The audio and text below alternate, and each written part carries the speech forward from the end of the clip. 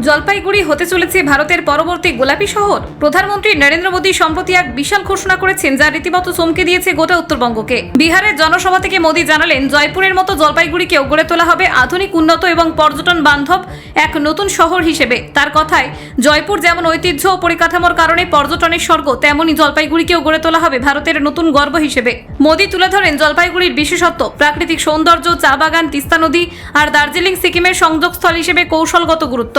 এই সম্পদকে ব্যবহার করে পর্যটনের এক নতুন দিগন্ত খুলে দিতে চায় কেন্দ্রীয় সরকার।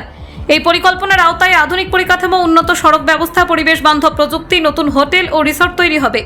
এছাড়াও শিক্ষা ও স্বাস্থ্য খাতে বিনিয়োগ করে শহরটির জীবনযাত্রার মান উন্নত করার লক্ষ্য রয়েছে। সবচেয়ে গুরুত্বপূর্ণ কথা, এই পর্যটন উন্নয়ন কেন্দ্র তৈরি হবে নতুন কর্মসংস্থান। মোদীর কথায়, জলপাইগুড়ি উন্নয়ন মানেই উত্তরবঙ্গের যুব সমাজের জন্য নতুন দিগন্ত। তিনি রাজ্যের বর্তমান শাসক দল তৃণমূলকে কটাক্ষ করে বলেন, বাংলার মেধাবী যুবক যুবতীরা আজ রাজ্যের বাইরে পাড়ি দিচ্ছেন, কর্মসংস্থান কোথায়? তবে জলপাইগুড়ি গোলাপি শহর হবে কিনা তা ঠিক করবে 2026 সালের নির্বাচনে সাধারণ মানুষের রায়। তবে এতটুকু পরিষ্কার, জলপাইগুড়িকে নিয়ে কেন্দ্রের পরিকল্পনা বিশাল। পর্যটন, পরিকাঠামো, কর্মসংস্থান সবকিছুতেই বদল আসতে চলেছে। জলপাইগুড়ি কি সত্যি হবে ভারতের পরবর্তী গোলাপি শহর?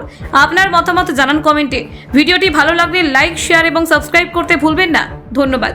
কলকাতা 24/7.in।